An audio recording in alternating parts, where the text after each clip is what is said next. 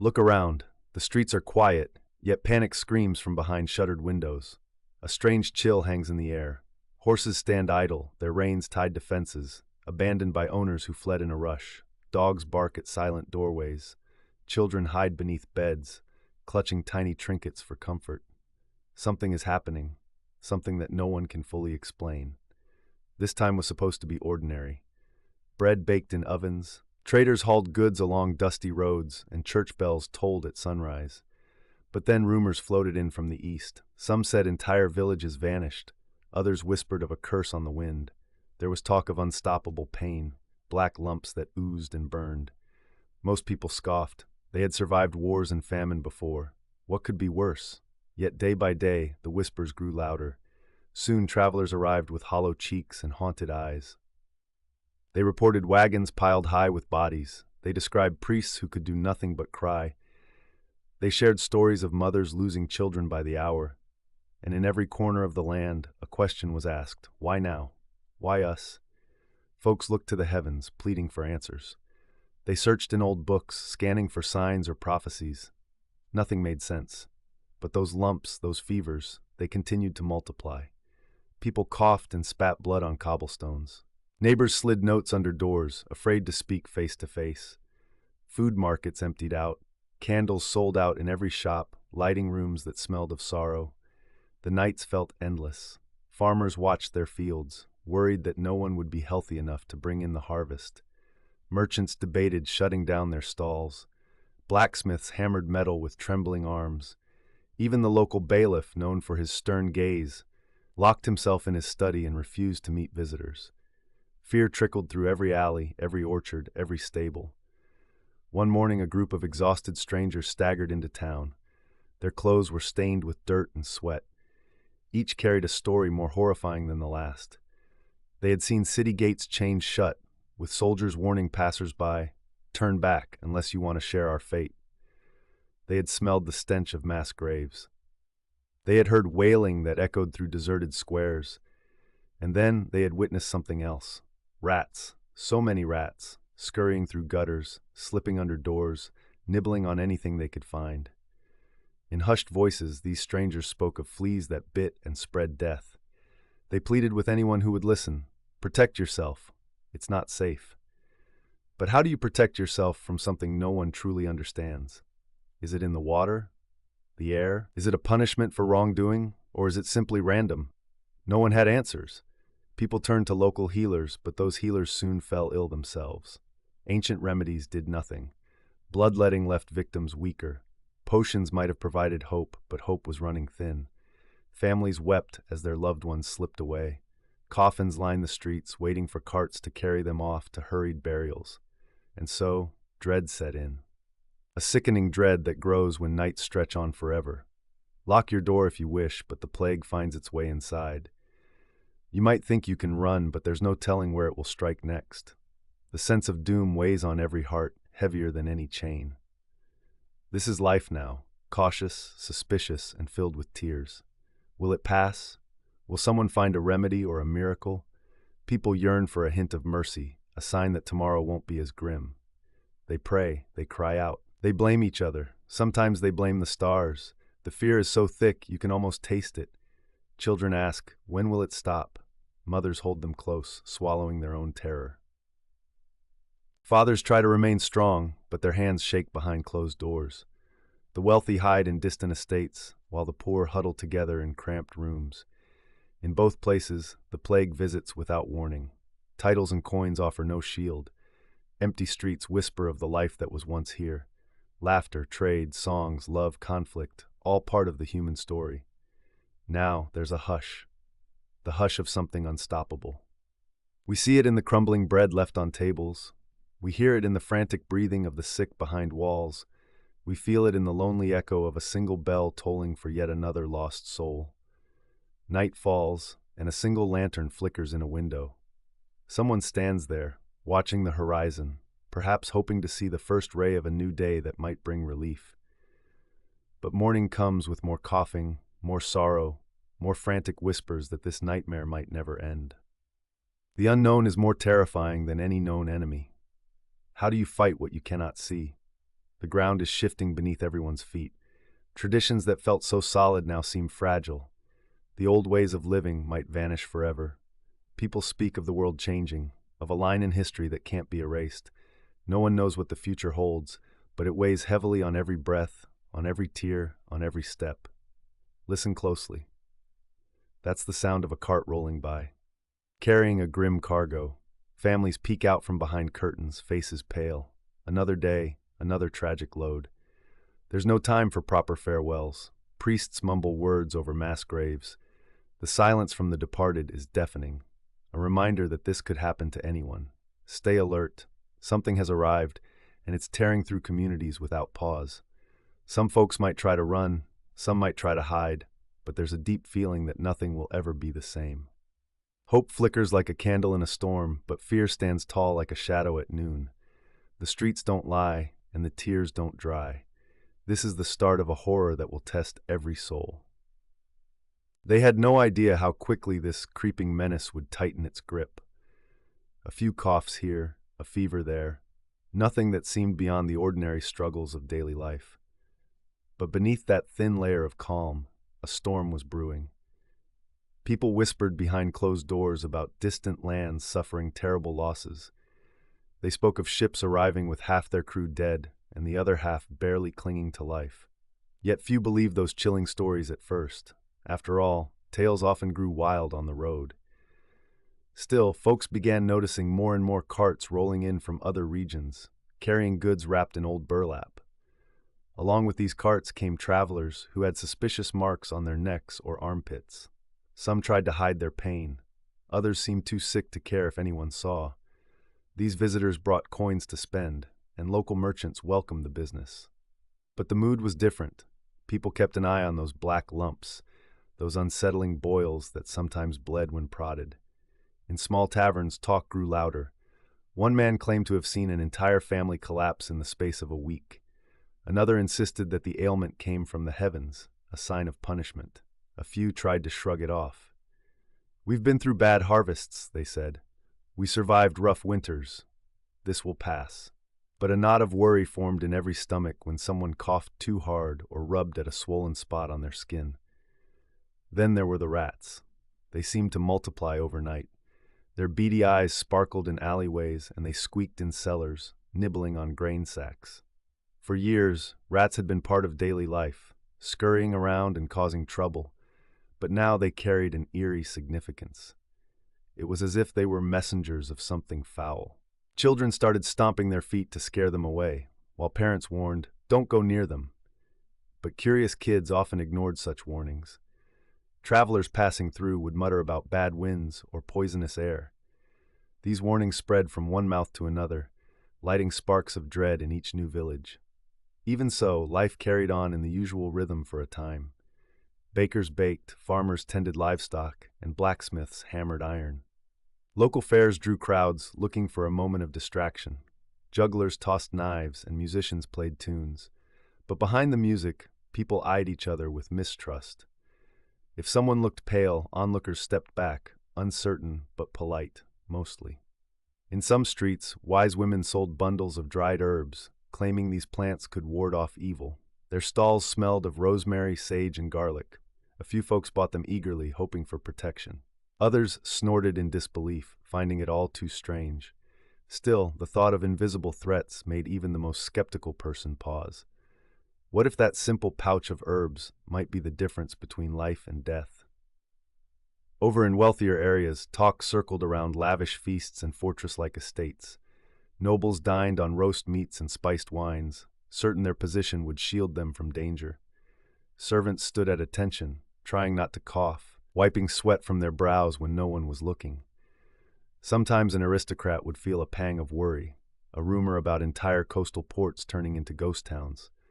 But then, a traveling minstrel would start a lively tune, and the uneasy thoughts would fade for a while.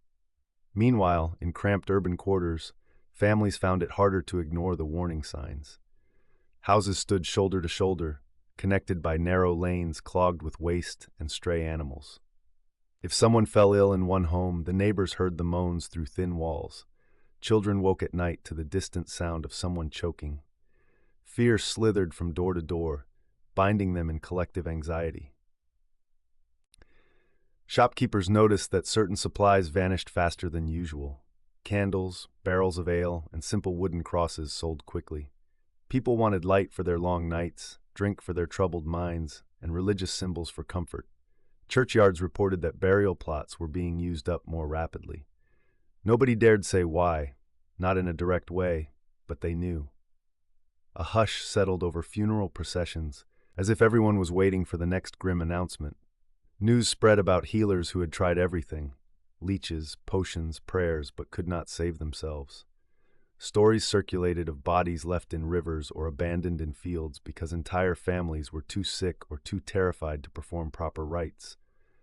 Horror grew, and in that horror rumors flared. Some blamed outcasts or strangers with different customs. Others blamed astrological events, claiming the stars had aligned in a deadly pattern. Superstitious folks looked at their livestock, checked the color of the sky at dusk, and searched for signs of doom in every breeze. As days turned into weeks, more homes locked their doors. Curtains stayed drawn. Peddlers found fewer buyers on the streets. Where lively crowds once bustled, only small clusters of worried souls remained. Gossip traveled faster than any horse could gallop, weaving stories of entire roads blocked off by armed men desperate to protect their families. Some communities barred entry to outsiders. They posted warnings on fences. "Stay back. We are healthy and wish to remain so." Imagine the tension in a household where a mother noticed a strange swelling on her child's arm. She would press her hand against the child's forehead, feeling the hot flush of fever. Neighbors might see her rush to the local caretaker, tears in her eyes. They would whisper to each other, hearts pounding with fear that their own children might be next. People tiptoed around, as if making noise might attract the sickness. Those who turned to religious leaders found mixed reactions. Some clergy insisted the devout would be spared. Others admitted they had no answers, throwing themselves into long prayers and solemn chants. A few brave souls walked among the ill, handing out basic comforts. But those same souls often fell victim soon after. Incense burned in churches, clouds of fragrant smoke swirling above worried faces. In some cases, shrines overflowed with offerings: coins, lit candles, flowers, pleas on scraps of parchment. Each offering carried desperation. Physicians, the ones in dark robes, tried to maintain an air of authority. They spoke about balancing bodily humors or expelling toxins. They recommended bizarre diets or bleeding patients with sharpened instruments. But behind the masks, their eyes were filled with dread, because many of them had already lost colleagues. Some physicians began wearing strange coverings over their faces, with herbs stuffed in the beak-like portion to filter the air they believed was tainted. Passers-by stared at these figures, unsure if they were looking at a doctor or a phantom. Along quiet country paths, the signs of trouble stacked up. Fields were left partially tended because laborers had fallen ill or fled. Sheep wandered without shepherds. Village elders held hurried meetings about how to protect their homes. They discussed piling stones at the entrances or lighting large fires to purify the air. None of these measures seemed certain. Still, they clung to any idea that might offer a glimmer of hope. Children overheard these conversations and asked questions no adult was prepared to answer. Occasionally, a traveler who survived an infected area would pass through, telling horror stories in low, shaking tones. They would speak of entire districts nearly emptied out, with only echoes and stray dogs roaming. They described funeral fires that burned day and night. They mentioned the terrifying sense of isolation, as if the world was shrinking under a dark cloud. Those chilling accounts dug into people's minds, feeding a fear that felt even worse than the sickness itself. Some folks took extreme measures. A merchant might decide to pack his goods and flee to a secluded hut in the wilderness, believing isolation was the only safeguard. A widow might abandon her cottage, heading to a place she heard was free of disease. Families left behind would watch them go, uncertain whether it was a wise decision or an act of madness. Everywhere, the question loomed: where can one hide from this? And then there were those who tried to carry on as if nothing was wrong. A few inns remained open, hosting gamblers and travelers. Musicians played lively tunes, hoping to chase away the sense of doom. Dancers twirled, ignoring the quiet gasps whenever someone coughed. They sipped spiced wine late into the night, determined not to let fear consume them. But in the morning, reality returned. The roads outside still bore the weight of unspoken terror. It was a time when each sunrise brought new rumors. Perhaps an entire convent had fallen ill. Maybe an entire band of soldiers had vanished. People scraped together coins to buy protective charms. Some pinned religious medals to their clothing. Others wore amulets fashioned from herbs or metals. They said these items kept evil at bay, though no one was entirely sure. Disputes broke out between neighbors. Blame flew back and forth. "You visited that sick family. Now look what's happened. You sold bread to a stranger. Didn't you check if he had those spots?" Friendships buckled under suspicion. In a single week, bonds of trust that had been built over decades crumbled. The disease wasn't just in the body, it was in the mind, driving wedges between people who once relied on each other. Leaders in towns and cities tried to enforce rules. They put out notices commanding people to burn the bedding of victims, or to keep their homes tidier, or to use special tonics. Some officials insisted that gatherings be limited, shutting down festivals and markets. Others tried to keep business as usual, fearing economic collapse. Nobody could agree on a single plan. Confusion reigned everywhere. Livestock merchants worried about goods rotting in storehouses. Fishermen saw fewer customers, as many folks were too anxious to gather in busy harbors. Potters had fewer buyers for their wares. Bakers noticed a slump in orders, as some families rationed their flour, not knowing when the next shipment might come. Economic strains added more tension to a situation already blazing with fear. In the midst of this chaos, there were small moments of humanity. A neighbor might slip a loaf of bread through a window to someone quarantined. A passing traveler might share a vial of herbs that provided minor relief. Priests sometimes offered comfort and prayers, sitting beside the sick despite the personal risk. But as the illness snatched more lives, despair often overshadowed these acts of kindness. It became clear that no one was immune. Even those who thought their status or wealth would protect them began to fall victim. Servants at grand manors coughed in hallways. Knights returned from distant battles only to find their homelands ravaged by something they couldn't fight with swords. Kings in towering castles heard the same alarming news from every corner: villages disappearing, farms abandoned, mass graves in the outskirts of once thriving towns. Anger boiled in some communities. They demanded someone be held responsible. Finger-pointing led to dark accusations against various groups, anyone who looked different or worshipped differently. People grew desperate for explanations, and sometimes they followed hateful rumors without question. This set off further unrest, fueling a cycle of cruelty that left more sorrow in its wake. Meanwhile, the quiet terror kept growing. The roads were emptier, and the nights felt longer. Lanterns flickered on street corners, with no one around to see them. Dogs howled in silent courtyards. The horizon itself seemed to carry a hush, as if the land was holding its breath. Farmers gazed across fields that were once full of life, now dotted with withering crops because there simply weren't enough healthy workers to tend them. Wherever people turned, there was uncertainty. Were these the last days of civilization? Were they cursed by some larger force? Each passing hour weighed heavily.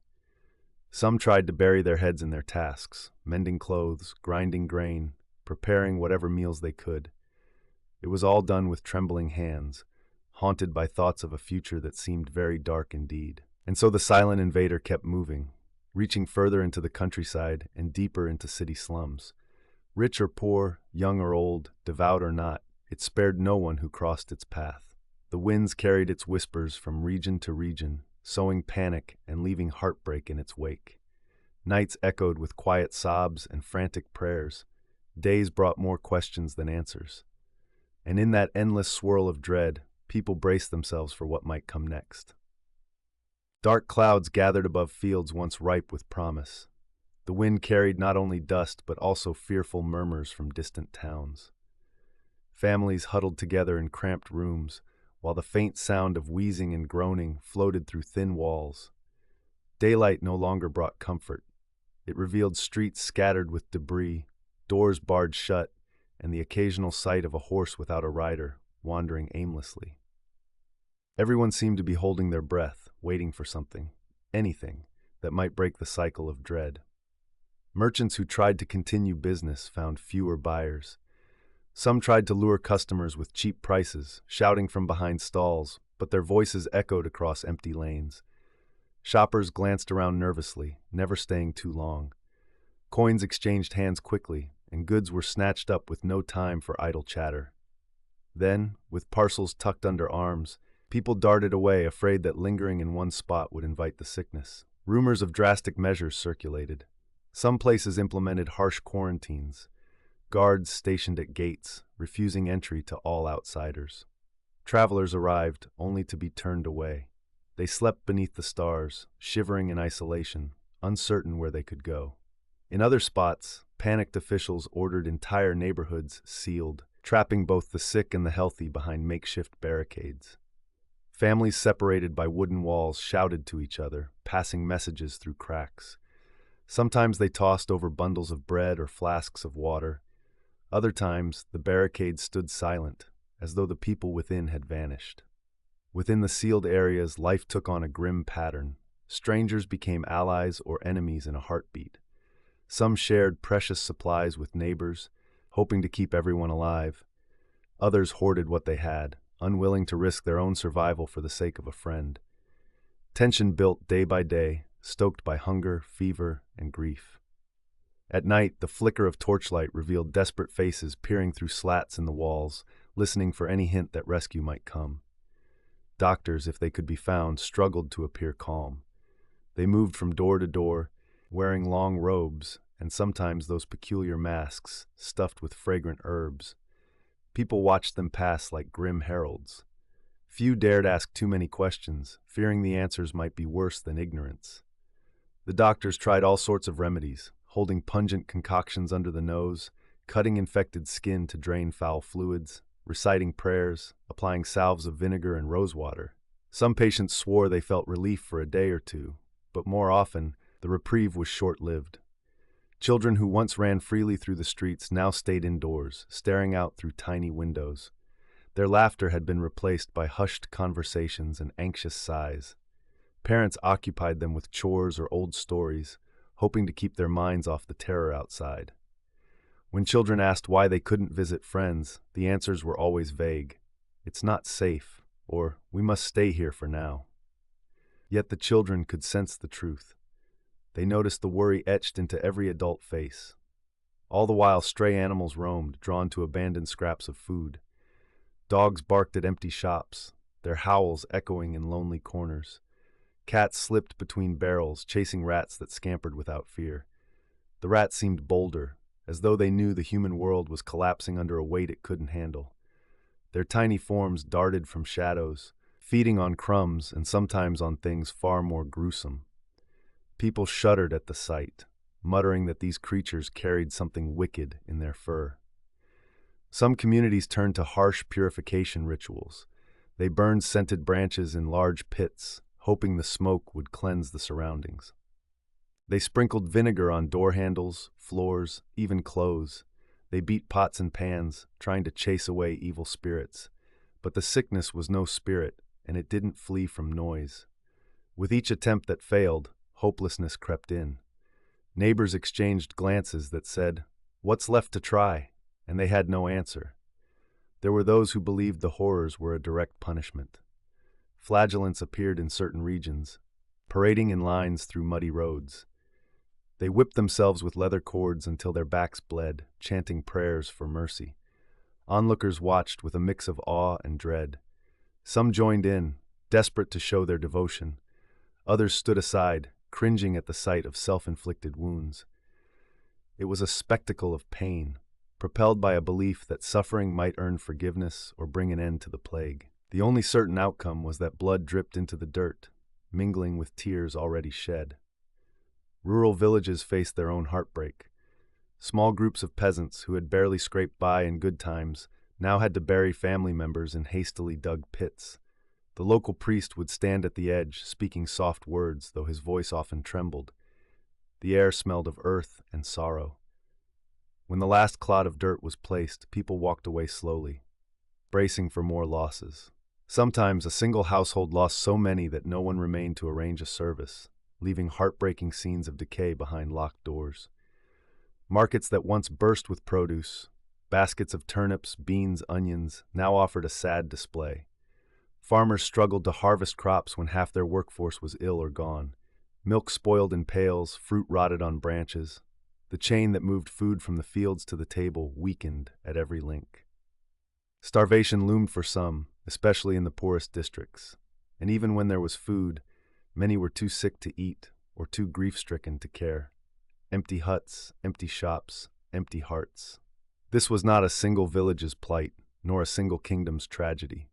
Roads that had once carried merchants, pilgrims, and wanderers of every stripe were now dotted with makeshift crosses, marking shallow graves of those who perished on their journey. Crows circled overhead, black wings beating a dismal rhythm. Occasionally, a lone rider galloped through, face hidden in a scarf, determined to outrun the infection. But the plague traveled in ways faster than any horse. Amid this swirl of despair, stories of miraculous survivors spread. A farmer who had boiled certain herbs daily managed to recover. A mother who used onion poultices on her daughter's sores saw them vanish.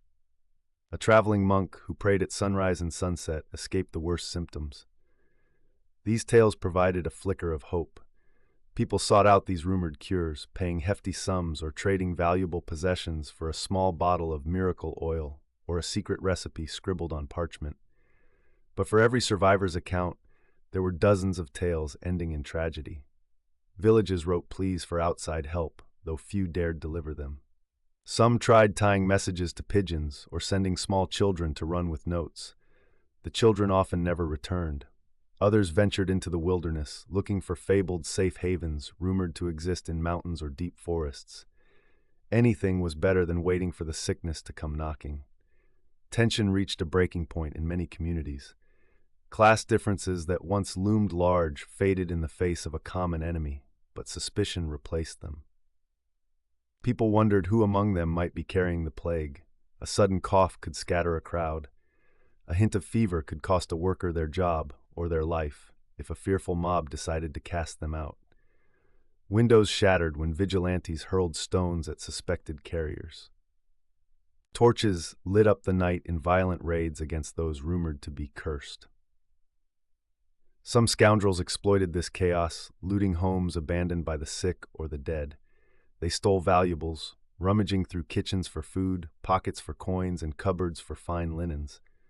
This lawlessness spread as local authorities struggled to maintain order. Soldiers were as vulnerable to the disease as anyone else, and many deserted their posts or barricaded themselves in fortress-like camps. The idea of a structured society began to crumble, replaced by a frantic desire to survive. Faith wavered. In certain places, churches stood locked because the clergy had died or fled. In others, holy processions filled the streets. Men, women, and children carried statues of saints or relics believed to offer protection. Incense clouds billowed around them, and chants of, "Have mercy on us!" echoed through winding alleys. Yet with each passing day, the number of participants shrank. Some collapsed from exhaustion, others disappeared without explanation. The trust people once placed in spiritual leaders shifted as more prayers seemed unanswered. Shops that remained open faced the daunting task of raising or lowering prices in a world turned upside down. Some merchants inflated costs, seeing an opportunity to profit. Others felt guilt and lowered their prices, hoping to help those in need. A blacksmith might offer repairs for free, convinced that charity was the only decent response. A baker might leave loaves on doorsteps, an anonymous gift.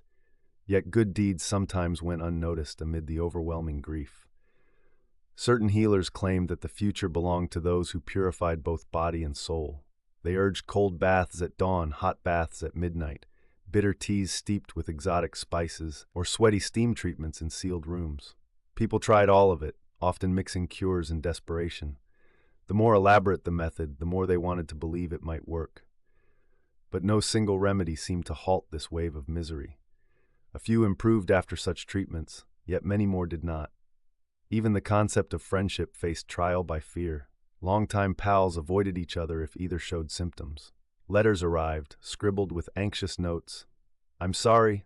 I can't risk seeing you right now. The heartbreak felt personal. Families became isolated units, clutching at any spark of hope in a locked home. Windows that once framed lively scenes of daily life were now barriers against the uncertain outside. Along the docks of major port cities, ships lingered without crews. Great vessels once loaded with trade goods bobbed aimlessly, sails flapping in the wind. Seagulls perched on rails, squawking at the emptiness. The few sailors left aboard sometimes hoisted flags to signal for help, but no one dared draw close. If a rowboat ventured to shore, it often carried only a lone figure, stepping onto the pier with trembling legs and tear-filled eyes. Traveling performers, jugglers, acrobats, minstrels faced a stark reality. Their gatherings drew suspicious glares. No one wanted to stand in a crowd, no matter how talented the show. Some performers sang sad ballads from a distance, hoping a coin or two might land at their feet. Others gave up, drifting from village to village in search of a place untouched by the epidemic. But such a place seemed harder and harder to find. The nights were the worst. After sundown, every cough or creak of timber sounded sinister. Candles burned in windows trying to ward off the cold darkness. Families prayed or tried to keep spirits high with small talk, yet exhaustion weighed heavily on them. Sleep came fitfully, haunted by nightmares of unseen enemies lurking just outside the door. Now and then, a scream broke the silence, someone discovering a loved one had collapsed or passed in the next room. Amid it all, stories of deep compassion emerged. A neighbor feeding a weakened old man, spoon by spoon. A group of young folk risking their health to tend animals at abandoned farms, ensuring the creatures didn't starve. A devoted sibling scouring the woods for healing herbs, ignoring personal danger. Though overshadowed by fear, these moments prove that some clung to kindness even in the darkest times. But kindness couldn't stop the coffins from stacking up. Woodworkers labored day and night, crafting more boxes than ever. Some places ran out of proper lumber. Burials grew hurried, with barely any ritual. Funeral bells tolled endlessly, until entire parishes gave up on ringing them. No one needed a bell to sense the tragedy. The smell of incense and death blended in unsettling ways, lingering in courtyards, drifting along deserted lanes. Others tried to find solace in predicting the future. Astrologers studied the skies, searching for a pattern or a shift in the planets. Fortune-tellers threw bones or read cards by candlelight, sometimes stammering at the bleak signs they saw. But none could give a definitive promise. Instead, they offered vague reassurances or cryptic warnings. People left these sessions feeling as uncertain as before. Time dragged on. Survivors began to feel a kind of numbness. Shock replaced immediate panic, turning each day into a test of endurance. Yet the plague did not tire. It kept marching through the land, carried by fleas, by travelers, by the very fabric of daily routines. Words like normal lost their meaning. The memory of life before the sickness became distant, as though it belonged to another world entirely. Beneath the surface, questions raged. Was there a point to all the suffering? Could the plague be outrun by moving to colder regions or hotter ones? Should people hide away or face it head-on? Could prayer alone stop it? No one had definitive answers, and that lack of answers felt as crushing as the disease itself. Day after day, the black lumps kept appearing on skin and hearts kept breaking. One persistent rumor claimed that a legendary wise man or woman had discovered the ultimate remedy, tucked away in some secret location. People set off on perilous journeys to find this rumored individual, often never to return. Others scoffed, calling it just another myth born of desperation. Still, hope, even if false, could be as powerful as fear. It drove some to try anything, pay any price, or trek across dangerous terrain in search of a lifeline. Through all of this, the fields still changed with the seasons. Leaves turned brown in autumn, drifts of snow arrived in winter, flowers bloomed in spring. But these natural shifts seemed cruelly indifferent to human woes. The cycle of life and death in nature continued, unaffected by the widespread agony. For people, though, life felt stuck in a single, endless season of sorrow, with no clear end in sight. And so the plague advanced like a shadow no one could outrun. It tore through towns, battered families, shattered faith, and brought once mighty leaders to their knees. Folks clung to any scrap of comfort they could find. A kindly gesture, a fleeting recovery, a rumor of some place untouched. But each day ended with the same realization. This was no passing storm. It was something deeper, more persistent, wrapping its fingers around every corner of society. A single candle burned on a worn table, casting jittery shadows on the wall. 3 figures knelt in prayer around it, their whispered words echoing in the cramped space. A mother clutched her son's hand, feeling the pulse of life that could slip away at any moment. The father bowed his head, still wearing a dusty apron from the day's labor. Outside, the wind rattled loose shutters as if trying to break in. Each gust reminded them that this unseen threat was lurking everywhere, waiting for its chance. Nearby, a once thriving marketplace now felt more like a ghostly stage. Wooden stalls stood half-collapsed. Empty baskets lay scattered, some with wilted leaves from vegetables long gone. The occasional passerby hurried past, keeping distance as though the very act of standing still might invite sickness. In the corner, a pair of street dogs gnawed on scraps, fighting over bits of stale bread that someone had tossed aside. Their snarls broke the eerie quiet, echoing against stone buildings etched with sorrow. Many families had retreated behind locked doors, lighting small fires to ward off the chill. For those who remained healthy, normal chores became solemn tasks. Sweeping a floor felt like a battle against invading dust and unseen pests. Washing clothes in the stream was an exercise in constant vigilance. People wore cloths over their faces or dabbed sweet-smelling oils beneath their noses, hoping such measures might block whatever foulness hung in the air. Every new practice offered a thin layer of comfort in a time when genuine security seemed impossible. It was hard to recall a time before the daily toll of sorrow. Some older folks tried to keep memories alive, stories of festivals, weddings, fairs bustling with color and music. Younger people listened with wide eyes, struggling to believe such joy had ever existed. The present had devoured the past so completely that even hope for the future wavered. Friendships cracked under the strain. Neighbors who once shared cups of ale now avoided each other's gazes, afraid of what they might see, or maybe just afraid to see any sign of illness or desperation. In remote villages, the pace of life had always been slow, built around farmland routines and simple crafts. But now, it moved at an even more lethargic crawl, as if weighed down by constant grief. Cows wandered aimlessly in pastures that needed tending. Hens roamed yards with no one to gather their eggs. Silence hovered over fields that once rang with cheerful shouts at harvest time. And in the middle of this silence, the sick lay in cramped rooms, tended by those too loyal or too frightened to leave. Word spread that some seafarers had sailed off, hoping to outrun the disease by finding untouched shores. But travelers returning from distant ports reported similar scenes everywhere. They described lines of grieving families, funeral pyres, hurried priests. The plague knew no borders, crossing seas on merchant vessels, carried in the folds of cloth and the fur of small creatures. What began as a trickle of distant rumors had become a torrent of grim confirmations. City or countryside, near or far, no place was truly safe. Few people trusted the authorities.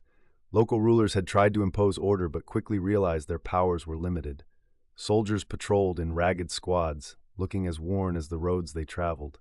They carried letters with official seals, urging citizens to comply with certain measures: burn infected linens, restrict large gatherings, bury the dead promptly.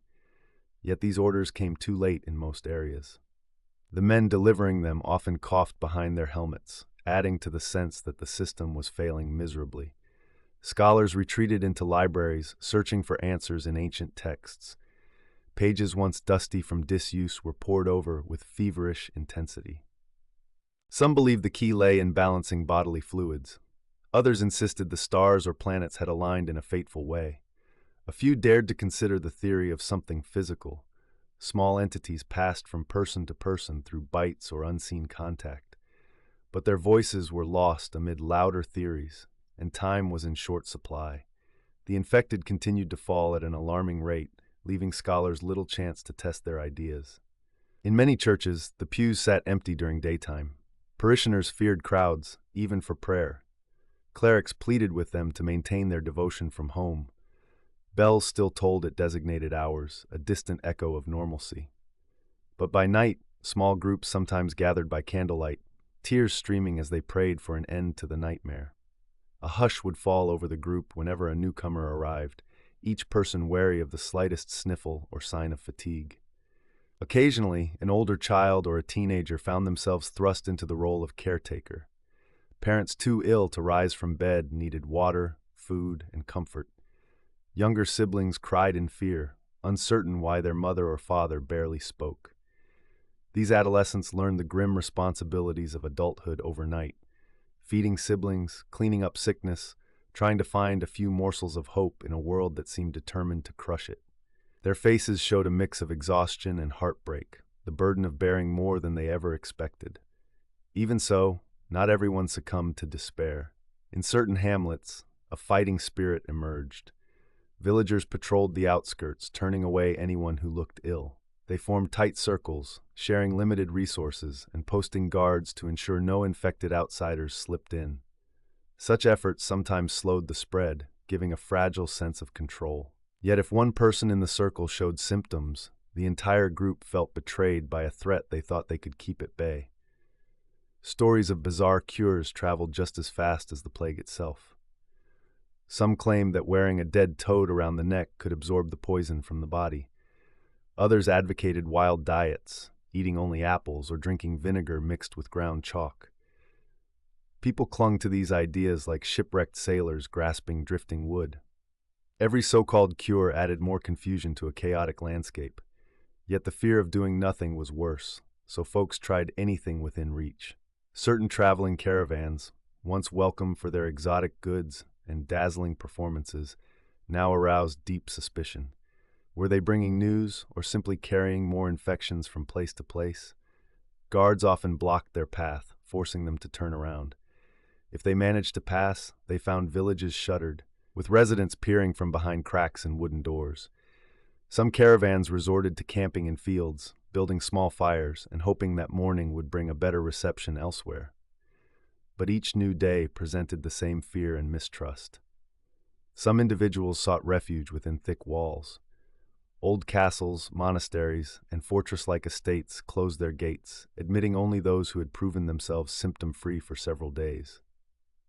Guards at these entrances wore cloth masks or held rags soaked in aromatic oils to mask the stench of sickness. But no fortress was entirely sealed. Merchants had to deliver food, water, and other necessities. With each new delivery, the risk of contamination hovered. The fear inside these strongholds was often greater than outside, because every cough echoed through the halls like a death knell. Amid the gloom, traveling minstrels started singing eerie ballads of a skeletal figure guiding lost souls away. The lyrics suggested that Death himself roamed the land, gathering victims with a bony hand. People listened in grim fascination, torn between horror and curiosity. These ballads spread from one settlement to the next, reinforcing the feeling that an otherworldly force was at work. Some folks cast protective symbols on door frames. Others turned their faces to the sky, begging for any sign that might mean the end of this living nightmare. City officials, desperate to restore order, considered strict lockdowns. They stationed watchmen on every corner, demanding to see proof of health. But what proof could anyone offer? A clear forehead without lumps? A steady gait? A normal temperature? Those signs could change overnight. Paranoia crept into the watchmen themselves. At times, they refused to stand close to each other or share a meal. As fear mounted, logic cracked under the strain. Laws became more about appeasing terror than solving a crisis. In certain corners of society, a grim acceptance set in. People concluded that if life might be short, they'd fill their remaining days with reckless feasting or wild escapades. Makeshift revelries broke out in abandoned mansions. Wine cellars were raided, banquets laid out in dusty halls where the owners had long since died or fled. Candles illuminated scenes of desperate celebration, where guests danced amid the odor of mold and decay. They laughed loudly, as if trying to outshout the disease, ignoring the underlying reality. But mornings brought hangovers and fresh grief, revealing that no amount of dance or drink could silence a plague. Meanwhile, small groups of robed figures moved quietly through back alleys, tasked with collecting bodies. They wore rags around their mouths, faces dripping with sweat. Handling the dead was a dreadful job, but someone had to do it. They loaded their wagons at night, so as not to disturb those still trying to cling to normalcy. The wheels creaked under the weight, leaving deep ruts in the soft ground. Come dawn, new graves appeared in churchyards and fields alike, unmarked except by the churned-up soil. Sometimes the robed collectors disappeared themselves, victims of the very task they performed. Despair made people question every aspect of their existence. Why did it strike the kind and spare the cruel? Why did entire families perish while a single old man down the lane carried on unscathed? Why were prayers not answered? These unanswered questions sparked heated arguments. Friendships ended in bitter accusations. You sinned and now we all pay, or your faith was shallow. Fear twisted rational thought into knots of suspicion. Communities that once bonded together in adversity now splintered under suspicion. Travelers on the main roads found ways to identify themselves. Some wore ribbons of specific colors to signal they came from a region reported safe. Others carried tokens from a known official, though many officials were gone or in hiding. Farmers who needed to move livestock to fresh pasture faced barricades and armed locals. "Turn around," they'd shout, aiming spears or shaky bows. The farmers would argue, "We're just tending our animals," but fear had no room for trust. Yet life still flickered stubbornly. Babies were born, tiny cries piercing the silence. Sometimes their first wails were met with tears of joy, mixed with terror for the uncertain world they faced. A midwife might hold the newborn, pressing her lips together as she realized how slim the chances were. But the child's eyes opened, and for a moment everyone in the room felt an odd sense of wonder. Even if fleeting, these moments reminded people that time hadn't completely stopped. Nature kept its course. Wildflowers still bloomed in meadows. Birds nested in hedgerows, and the sun still rose each morning, staining the sky with color. To some, this seemed cruel, a bright sun shining on so much sadness. Others found comfort in these natural rhythms. They clung to the idea that the earth continued spinning, seasons kept changing, and perhaps eventually the terror would lose its grip. In quiet corners, a few healers tried new experiments. They boiled water for washing wounds, believing cleanliness might help. They tested different balms made from tree sap, honey, and ground seeds. They noticed that separating the sick from the healthy reduced the spread. Such observations, while basic, formed the roots of cautious optimism. But widespread acceptance of these ideas was a struggle, since many clung to time-worn rituals or saw illness as an inescapable punishment. As the sickness advanced, everyday objects took on ominous significance. A stray shoe lying in the street hinted that someone collapsed there. A shutter left open on the second floor suggested the inhabitants had fled in haste. A broken lantern on a doorstep implied a sudden tragedy in the night.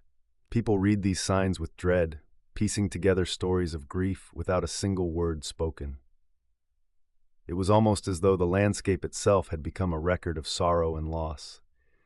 In the midst of so much death, some found a strange clarity. A blacksmith might realize, in the midst of forging a tool, that life could end tomorrow. That thought could spark a deeper appreciation for the small things: fresh water to drink, the sound of a friend's voice through the wall, a warm loaf of bread. These small treasures took on a new glow. Yet even that glow was fragile, easily extinguished by another cough or a new set of lumps on someone's neck. Wider trade networks continued collapsing.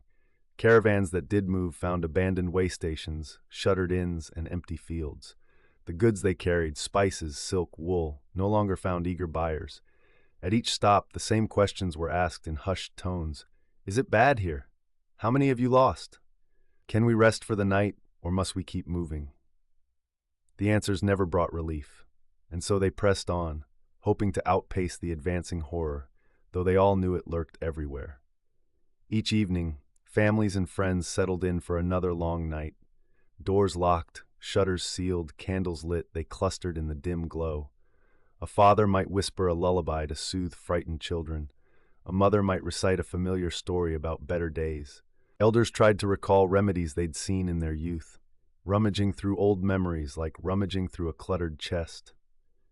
Everyone prayed that morning would bring fewer deaths, that the tide might finally turn, that some miracle would intervene. But morning brought more of the same. Carts rolled through vacant streets, the sick coughed behind barred windows, and those still healthy trudged on with grim determination. It felt like an unending cycle, a relentless test of human endurance and spirit, and through it all, the plague remained a silent, invisible predator, creeping forward, feeding on fear, shaping a world that no one recognized anymore. Panic traveled faster than any horse, faster than any fleet of ships.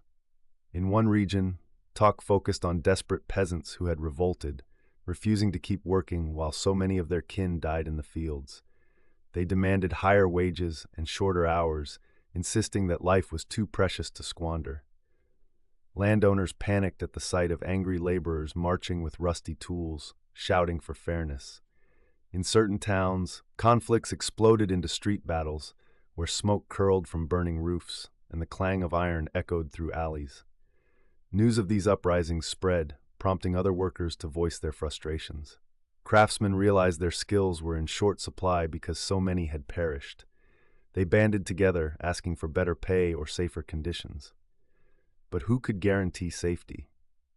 Even the wealthiest lord, perched in a fortified manor, trembled at the mention of this unseen curse creeping into his domain. Still, with so many gone, those who survived found their labor more valuable than ever before, forcing reluctant nobles to negotiate.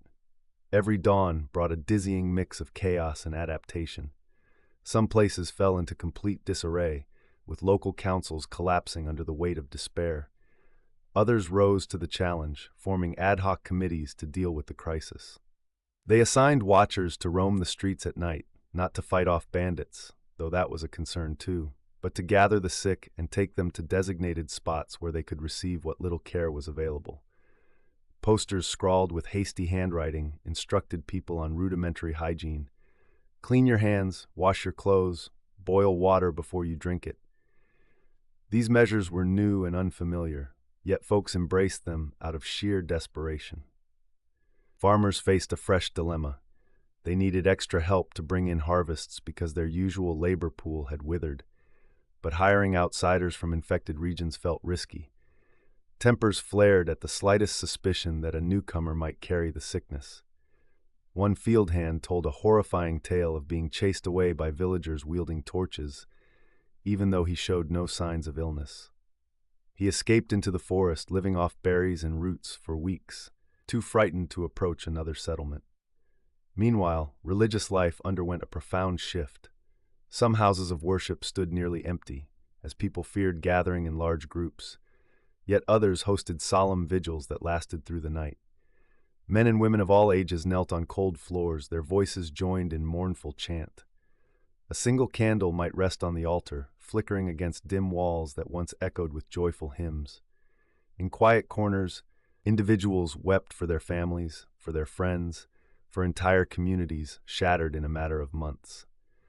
Compassionate acts took on grand significance in a world grown so dark. A traveling nurse might risk her own well-being to bring salves and herbs to a remote village where the sick lay untended. A group of neighbors, hearing that an orphaned child was fending for himself, might unite to provide a makeshift home and warm meals. In places hammered hardest by loss, these gestures could spark a fragile feeling that humanity still had a heartbeat, still cared, still believed in mercy. Among the shattered routines, feudal customs seemed less absolute. Some peasants stopped paying dues to distant lords who never showed up to help. They reasoned that loyalty made no sense if their superiors offered no support in such dire times. A few lords understood the tension and offered relief, waiving taxes or providing essential supplies. But others clung to their old demands, sending enforcers to threaten or seize property, igniting more resentment. This tension carved deep rifts in the social order. Unusual beliefs continued to flourish. Certain individuals spoke of strange omens, a lunar eclipse, a meteor shower, or the sudden death of flocks of birds, that supposedly heralded more doom. Others clutched relics from ancestors or wore small pouches of odd items, bones, feathers, lumps of dried clay, convinced these would ward off the plague. A traveling peddler claimed he'd acquired a potion from a distant land, said to make the drinker immune. Eager crowds scrounged together coins to buy his overpriced bottles, swallowing the bitter liquid with clenched jaws. None could confirm if it worked, but they clung to hope like a drowning swimmer. Many longed for a day when music and laughter might return. Musicians, once scorned for attracting crowds, found new ways to share tunes without gathering large groups. In some places, they stood at one end of a street, playing softly so that people could listen from inside their homes. A flute or lute drifting through the evening air felt like a whisper of normal life. Occasionally, an old man peeking from his window would hum along, tears rolling down his wrinkled cheeks. Artistic expression took on darker hues. Paintings and carvings began to show scenes of skeletons dancing with the living, or armies of rats swarming quiet villages. Songs that once praised romance now spoke of fleeting time, urging listeners to live each day as if it might be the last. Poetry recitals, held in smoky corners or deserted barns, resonated with raw emotions: fear, grief, anger, and the dim spark of hope. Even simple graffiti on city walls reflected the times. Crude depictions of masked figures tending to the dead, scrawled warnings, or pleas for deliverance. Young scholars, trapped in half-empty universities, wrestled with the mismatch between their lessons and the reality beyond the gates. They studied mathematics, rhetoric, or astronomy, but saw the world collapsing into chaos each time they looked out the window. A few turned their attention to documenting what they witnessed, cataloging symptoms, noting patterns of spread, recording how people reacted. This documentation, though incomplete, could prove vital for future generations seeking to understand the tragedy. But in the moment, it felt like trying to describe a storm while standing in its fiercest winds. Families that managed to survive intact had an unspoken bond. They knew how lucky they were. Nights found them in tight circles, reading old passages from tattered books, recounting personal memories to anchor themselves in happier times. Simple rituals like blessing the evening meal or singing a lullaby carried a new weight. Every shared moment felt like a small victory against the bleakness outside. They tried to shield their children from the worst images: mass graves, crazed mobs, or body collectors at dawn. But children sense more than adults realize. They picked up on the tension, the half-spoken words, the trembling hands. Despite the heavy atmosphere, trade routes flickered with a hint of renewal. Some brave souls, noticing a dip in the disease's intensity in certain pockets, resumed cautious travel. They used tokens of safe passage, documents stamped by local healers or overseers, claiming they had no symptoms for weeks. Along with them, goods started to trickle back into markets: salted fish, dried figs, barrels of wine, and bolts of fabric. Distrust lingered, though. Buyers inspected each merchant carefully, scanning for lumps, sores, or a persistent cough. No region remained untouched. The plague had found its way into monasteries perched on high cliffs, and even island communities once thought protected by ocean waves. People felt trapped in a world turned grim. Some said this was the end of all things. Others stubbornly insisted that a day would come when the plague subsided, when laughter replaced wailing, when folks could embrace each other without terror. But those visions of the future clashed with the unrelenting news of fresh casualties. Within city walls, every large building had been repurposed. Warehouses stored bodies awaiting burial or burning. Grand halls became triage centers, where moans echoed through pillars once used for elegant banquets. Tents appeared in courtyards, hosting lines of the afflicted who waited for a chance at any treatment. The chaos often got worse when someone died in line, prompting those behind to scatter, unsure if they should run away or stay put for help. The sense of helplessness grew with each new day. Officials who still tried to govern saw their efforts overshadowed by constant upheaval.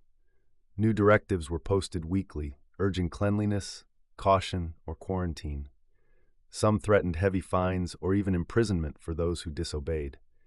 But the disease moved faster than bureaucracy. People in dire straits sometimes broke the rules out of necessity, stealing bread to feed hungry children, bypassing checkpoints to seek a rumored cure. Enforcement was spotty. Guards posted at city gates frequently fell ill themselves or deserted their posts, leaving entire areas unmonitored. At times, old superstitions and rivalries tore communities apart. Arguments erupted over whether certain groups had poisoned wells or cast wicked spells to bring misery. Innocent families fled under cover of night, trying to escape lynch mobs fueled by hysteria, Old grudges that might have simmered for years now burned hot, unleashing violent acts of scapegoating. Priests pleaded for unity, yet they too were divided on explanations for the crisis. Was it a divine test or simply a natural catastrophe? Every so often there was a glimmer of relief. A cluster of houses might report no new cases for weeks, prompting quiet celebration. People dared to step outside, breathe fresh air, and converse, cautiously, across fences. Children ventured into yards again, some even laughing as they played with homemade dolls or rolled a wooden hoop. These fleeting moments were cherished, though overshadowed by the fear that the sickness might return at any moment. The memory of mass graves and endless funerals was too recent to forget. Some mid-level healers began to notice that certain preventative measures, like isolating the ill or improving sanitation, seemed to reduce new cases. They shared these observations with their peers through messenger pigeons or traveling riders. While not everyone accepted such ideas, this small wave of practical thinking gained traction. In time, leaders who paid attention to these methods saw a slight drop in the infection rate. Word of success spread in hushed tones, offering a fragile sense that maybe, just maybe, humans could fight back against the tide. But no victory was complete. Even in areas where the plague eased, it often reappeared, striking without warning. This pattern weighed heavily on survivors, who watched optimism crumble in the face of a renewed outbreak. Grief and relief battled for space in the same hearts, creating an emotional whiplash. Mourners continued to line up for funerals, though these ceremonies grew shorter and simpler. Priests no longer had the strength for lengthy rites, and resources like candles or incense were in short supply. Despite ongoing terror, certain day-to-day tasks had to continue.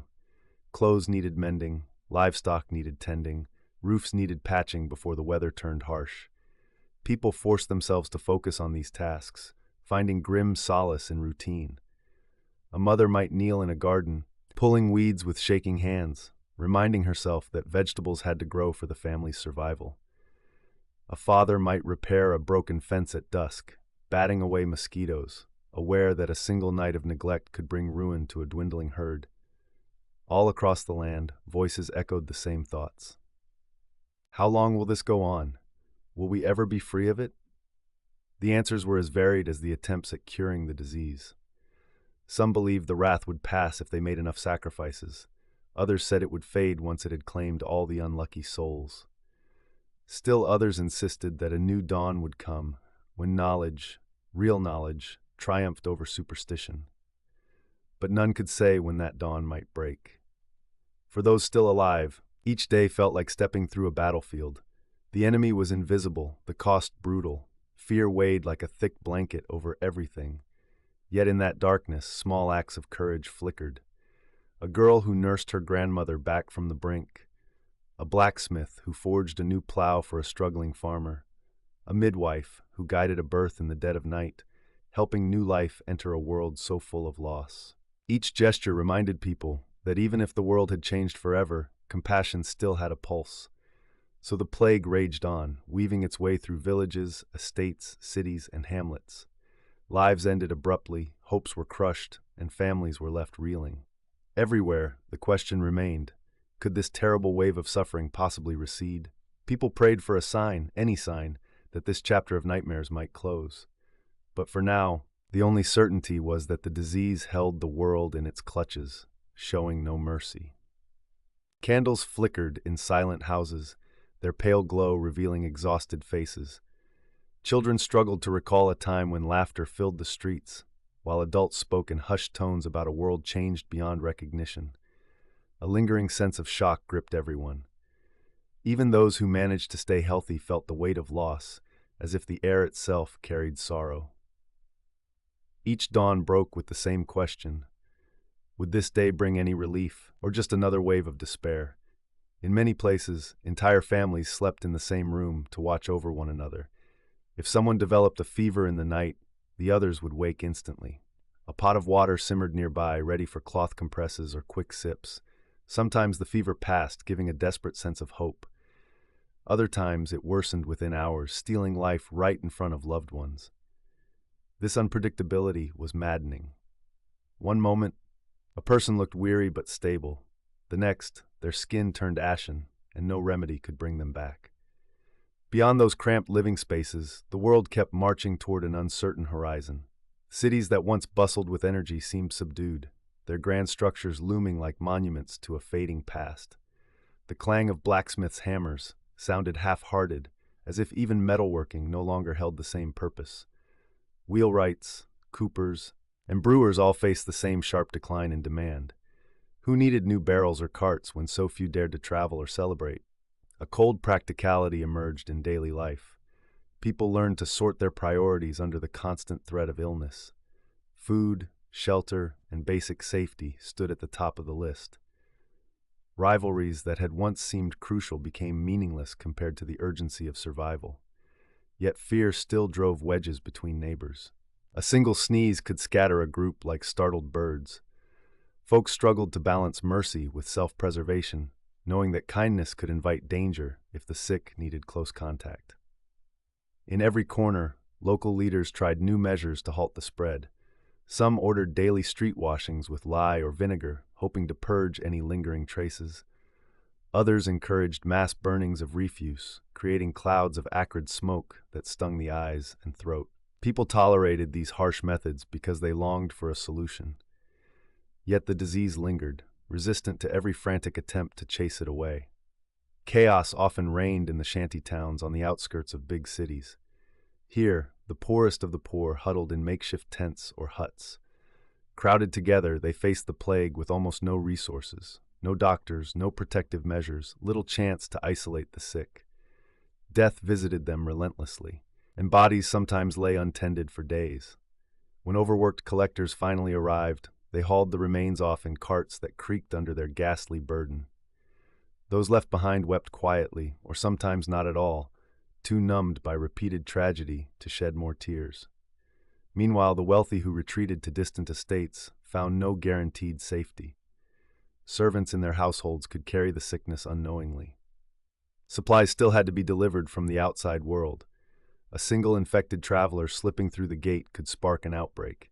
And so, even in vast halls with high ceilings and luxurious furnishings, anxiety took root. Maids and footmen tiptoed around each other, wearing cloth masks and washing their hands in bowls of scented water.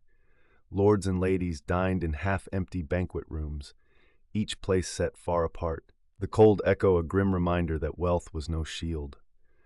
Questions about faith remained at the forefront. Why had fate turned so cruel?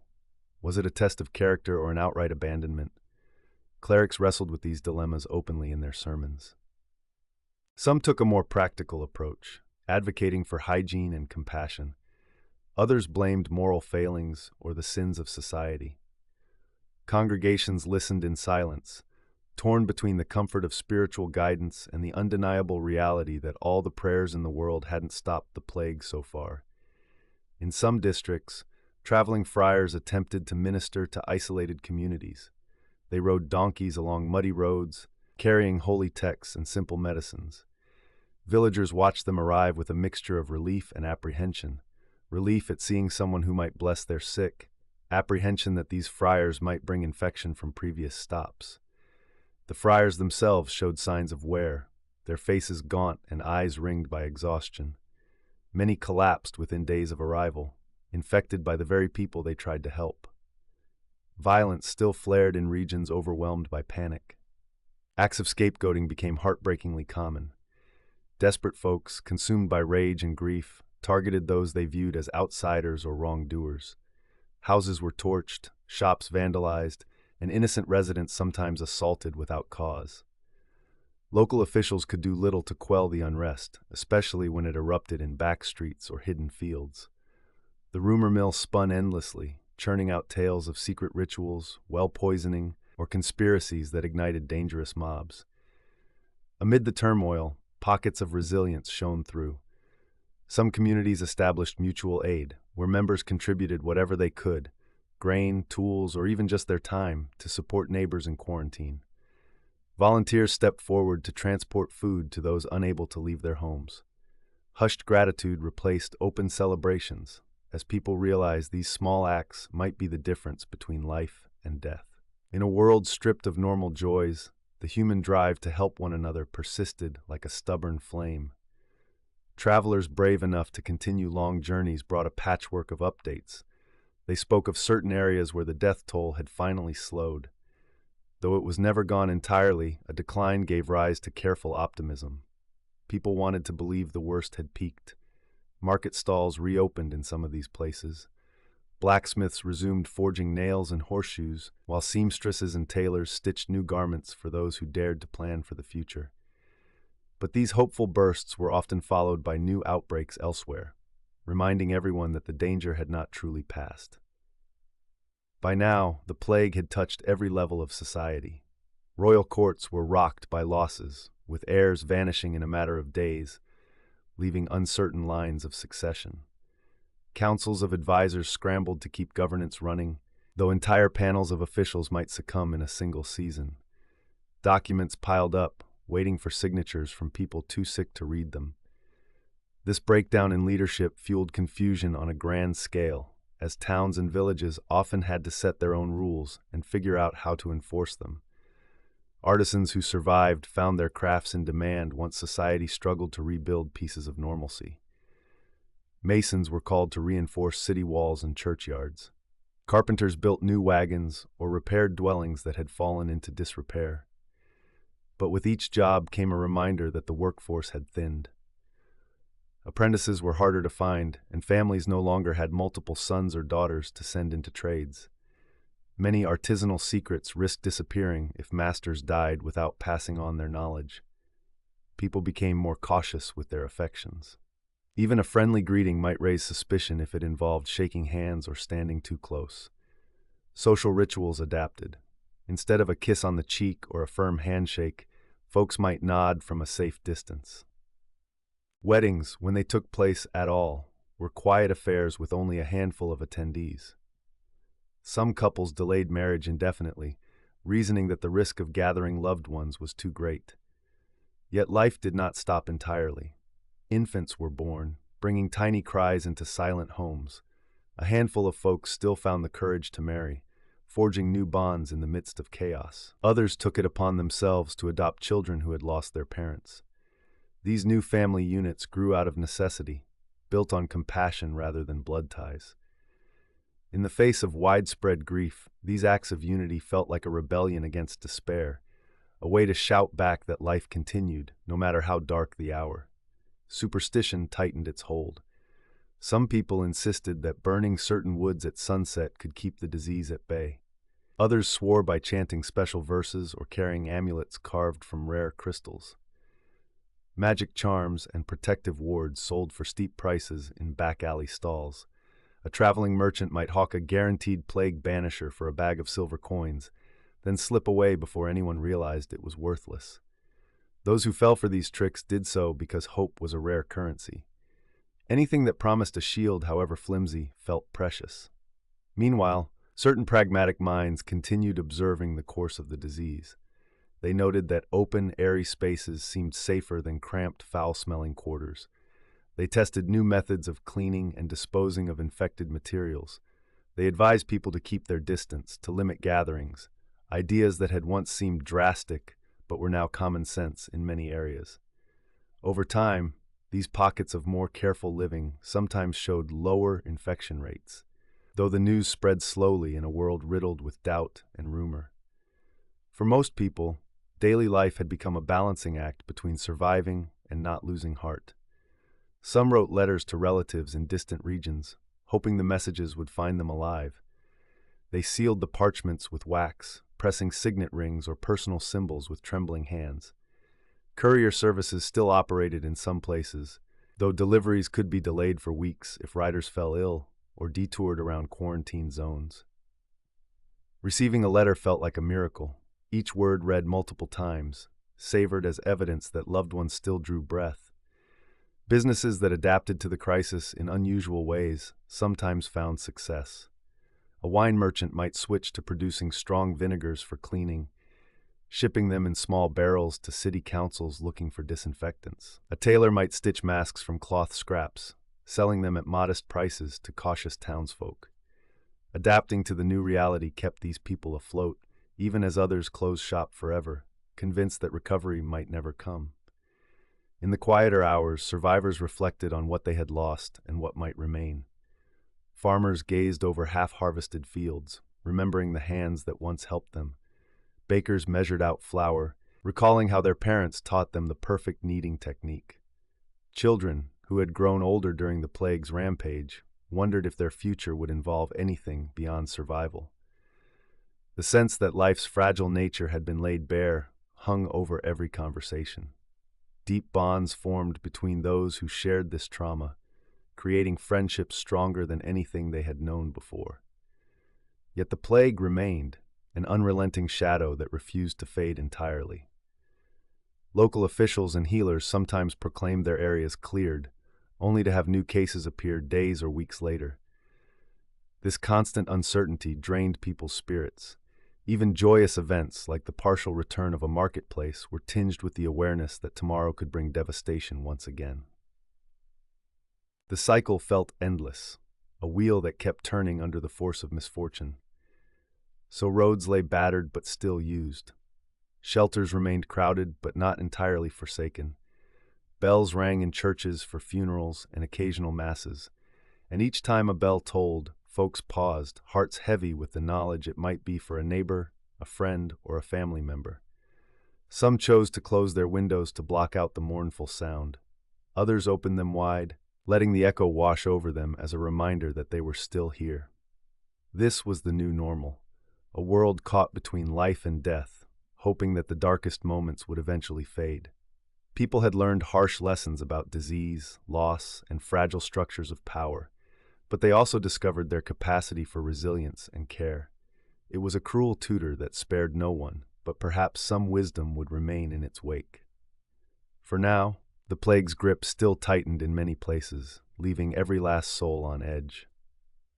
Shadows stretched across the cobblestone streets, giving everything a strange, distorted look. Shop signs creaked in the breeze, and every so often, a shutter swung open as someone peered outside with wary eyes. This was life under the constant threat that no one could see, but everyone felt. People walked a little faster, spoke a little quieter, as if fearing that loud voices might somehow summon more tragedy. In many communities, the tension between spiritual comfort and raw survival sharpened. Some priests preached that only devout living would shield folks from harm. Others encouraged practical steps, cleanliness, avoiding crowds, and isolating the sick. These differing views caused friction within church walls, leading to hushed arguments in sacristies and side chapels. It grew harder to maintain unity when each day brought fresh losses. Some worshippers attended services out of habit, kneeling with folded hands while their minds churned with doubt. Others stayed home, saying private prayers over small altars cobbled together from simple items, an old cross, a dripping candle, a sprig of rosemary. Beyond those spiritual debates, everyday existence had become like trudging through thick mud. People rose in the morning, half-dazed from restless sleep, uncertain if they would find food at the market or if the healers might have new advice. Children who once ran freely in play now hovered close to their families, a wary sense in their eyes. They had learned that safety was fragile and life could turn upside down overnight. Even the older kids took on a seriousness beyond their years, helping fetch water or gather firewood without complaint. Rural lands felt the impact as keenly as the cities. Fields that were once a source of pride now stood partly overgrown. Weeds choked the soil, and the usual hum of harvest was replaced by quiet stoicism.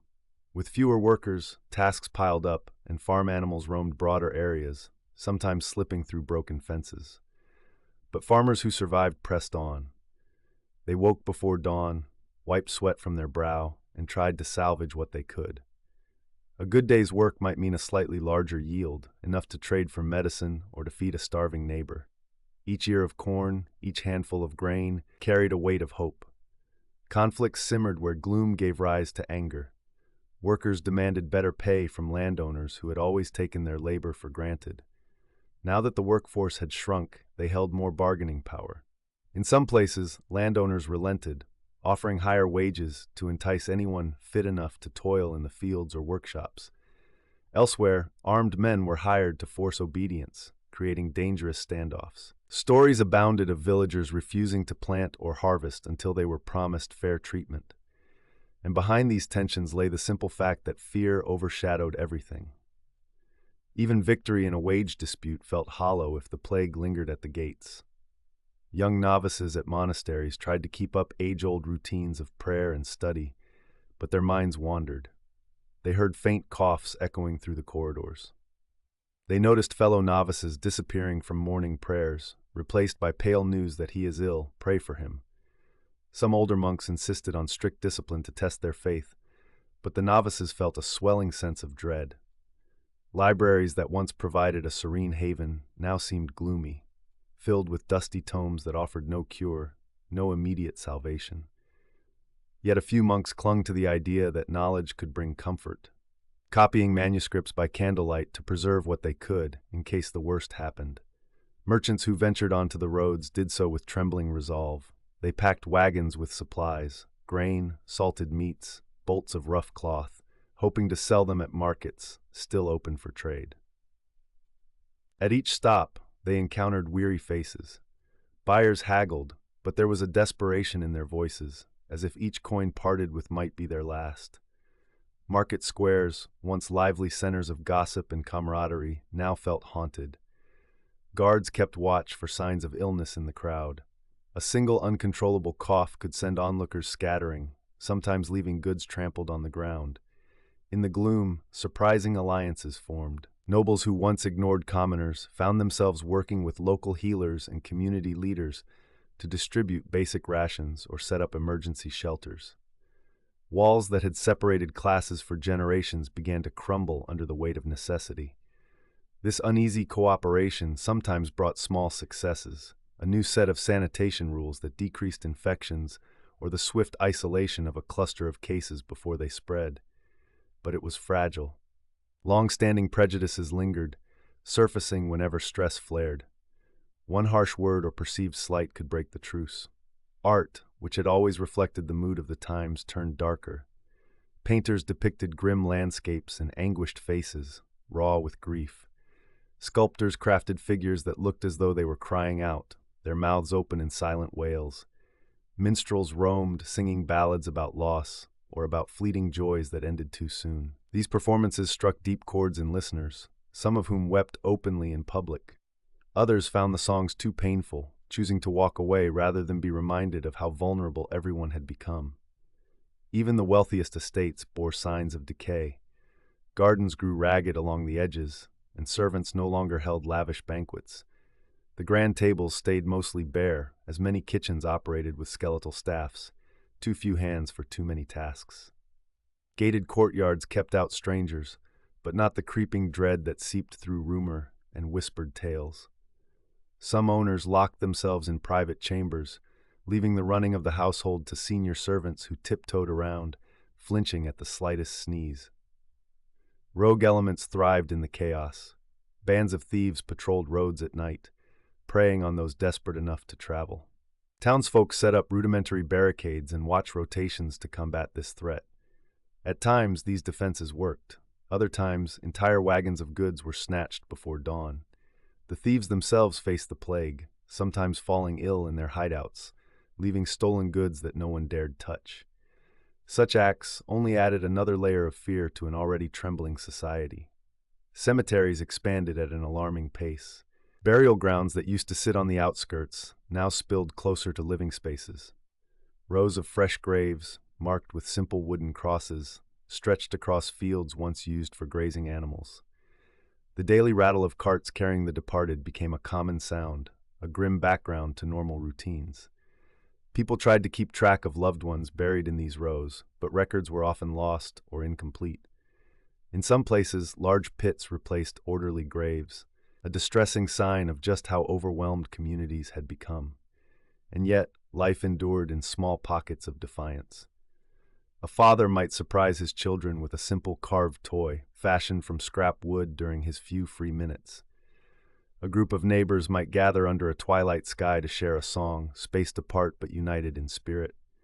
A widow might open her door to a lone traveler, sharing a warm meal by the hearth as they exchanged stories of survival. Each act of kindness felt like a spark against the overwhelming darkness, a reminder that not all was lost. Spiritual visions and strange phenomena were reported from time to time. Some claimed to have seen radiant figures in the night sky.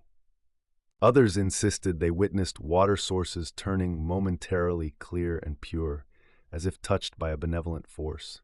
Most people dismissed these accounts as products of stress or vivid dreaming, but a few clung to them, seeing them as signs that relief could be near, or that higher powers were still watching.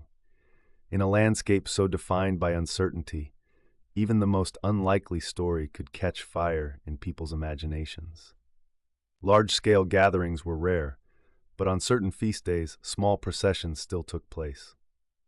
Locals dressed in simpler versions of traditional garb, carrying images of saints or revered objects. They walked solemnly through streets lined with shuttered windows, chanting for protection or mercy. Sometimes, an onlooker would step outside, lay a piece of bread or a flower on the ground, and quietly slip back indoors. The processions rarely lasted long, as fear of contagion broke them up quickly. Still, they offered a momentary sense of unity in a world that often felt splintered. Healers and doctors soldiered on, trying to make sense of what caused the disease. Some believed it was in the air, leading them to recommend aromatic pouches stuffed with herbs. Others pointed to fleas and rats, suggesting the focus should be on killing pests and burning contaminated materials. These conflicting theories led to heated debates, and results varied from place to place. One village might see a temporary improvement after poisoning rats, another after daily incense burnings, yet no method had proven foolproof. The frustration of these healers grew with each failed remedy, but they kept searching, unwilling to surrender. In the swirl of panic, a curious form of acceptance emerged. People began speaking in less frantic tones, learning to live with loss as if it were a season that refused to change. Families who buried loved ones held quiet vigils, lighting candles in windows at dusk. Neighbors who once shouted accusations learned to keep the peace, if only because the alternative led nowhere. Children, shaped by this era, grew up with a kind of solemn maturity. They no longer feared the dark in the same way, for they had witnessed a deeper horror in broad daylight. Some traveling craftsmen and traders reported glimpses of distant lands supposedly rebounding from the crisis. They spoke of a port city where fresh shipments had arrived without incident, or a mountain village so remote that the plague lost its strength before climbing that high. These tales offered flickers of optimism. People gathered around the storytellers, pressing them for details. How did they avoid it? Was there a special prayer? What protective measures worked best? In many cases, the answers were vague, leaving listeners to fill in the blanks with their own hopes. Slowly, whispers about potential recoveries expanded. A region that had once been devastated might go several weeks without new cases, prompting cautious celebration.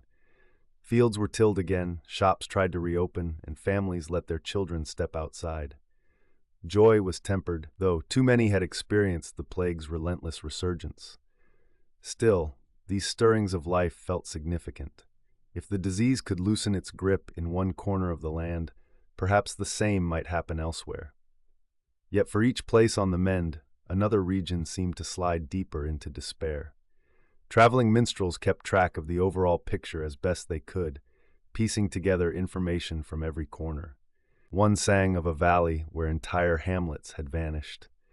Another told of a city that kept invaders out not through military might, but through the force of infection that frightened any potential attackers away. Wars paused or took strange turns, as armies that once clashed on battlefields now struggled to keep enough healthy soldiers to mount a campaign. Amid the swirling confusion, ordinary people found themselves grappling with big questions. What truly mattered in life? Where should faith be placed? How much could a person rely on knowledge or on rituals or on the strength of community bonds? Each family, each individual formed their own answers, shaped by personal loss and small victories. Some turned inward, becoming more protective of their immediate circle. Others looked outward, seeking any chance to uplift those around them. In each direction, the plague remained a looming force, reminding everyone that no choice was guaranteed. So the days pressed on, marked by a strange mixture of adaptation and fear. Worn townspeople picked up tools each morning, stepping around the memories of those who didn't make it. Carts rolled through gates that once repelled outsiders, bringing new supplies and new risks. Clerics, healers, families, children, rulers, all wrestled with a question that had no clear answer. Had the worst passed, or would another crushing wave arrive? The only constant was the uncertainty itself, a shadow that refused to lift, creeping through corridors, drifting over farmlands, and echoing in every silent dawn. Midday sun filtered through cracks in boarded windows, lighting dust motes that danced above creaking floors. People who peered out at the deserted streets felt a wave of longing for how life used to be. Even everyday noises, a distant cart, a neighbor's footsteps, were now rare enough to stir deep emotion. Some folks carried on with routine chores, scrubbing pots or repairing roofs, but an underlying sense of caution guided their every move. A few lucky souls began to see small improvements in their communities. Markets that had closed for weeks or months were starting to reopen, though with strict rules. Vendors spaced themselves apart, wearing cloths tied around their mouths and noses. Buyers stood in modest lines, leaving gaps between one another. Guards wandered among them, calling out reminders, "Keep your distance. Clean your hands." People did their best to comply, but tension lingered. The plague had taught them harsh lessons about trust. In these tentative markets, trade resumed in odd ways. A vegetable seller might wave a customer over, then back away as soon as coins were dropped onto a cloth. A butcher might leave orders wrapped in burlap on a table, refusing to make direct contact. The air smelled of onions, old straw, and unease. Yet despite the awkward transactions, relief flickered in the eyes of those who finally found fresh produce or a decent cut of meat.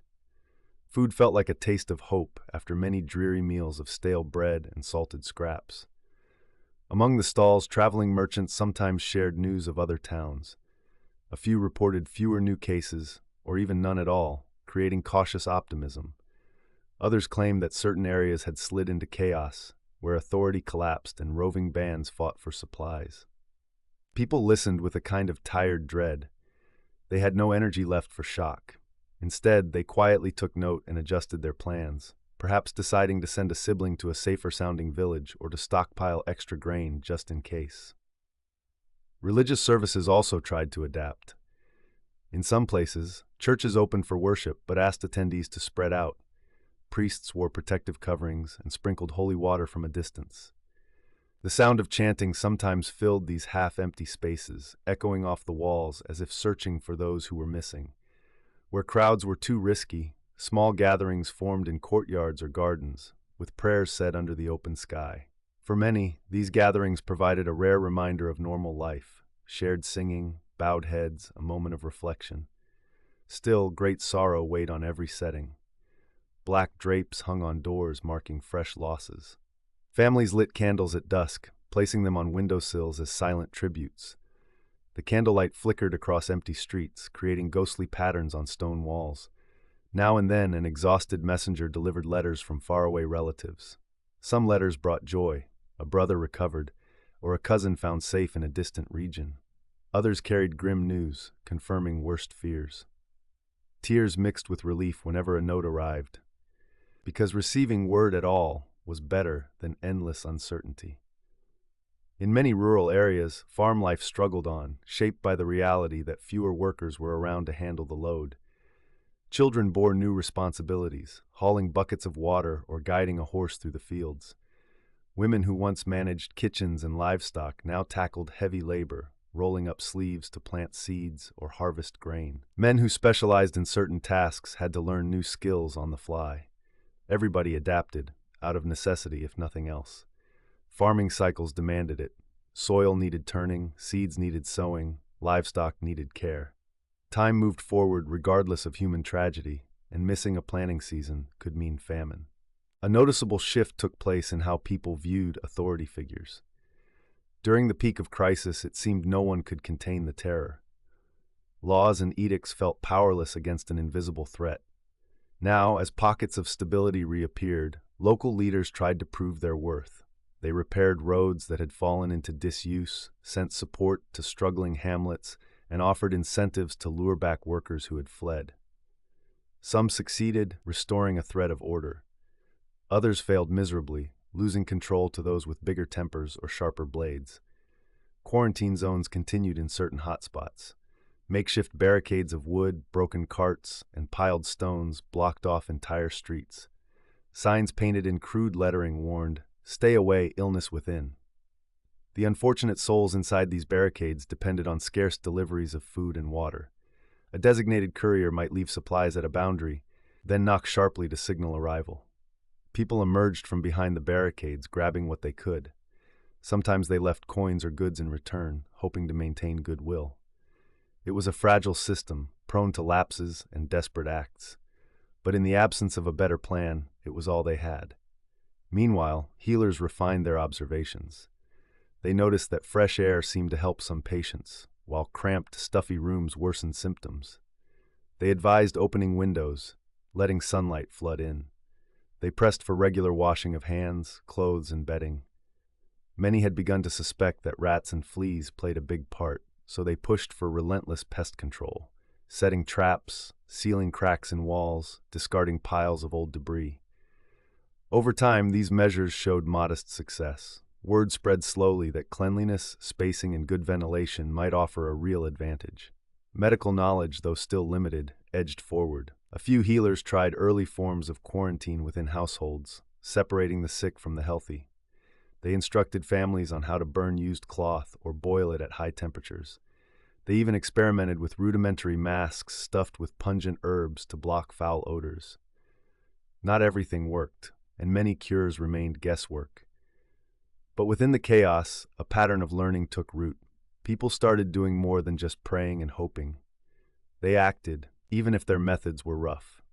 In cities known for scholarship, some individuals took copious notes. They recorded how the disease progressed in each patient, the timeline of fever and swelling, the color of bodily fluids, the treatments attempted, and the outcomes. These documents were scattered and unorganized, but they formed a foundation that could be studied later. Of course, many of these observers fell ill themselves. Their notes lay unfinished, scribbled in the margins of old books or on scraps of parchment. Still, each bit of knowledge felt vital, like candlelight in a world smothered by darkness. And that darkness was not just disease.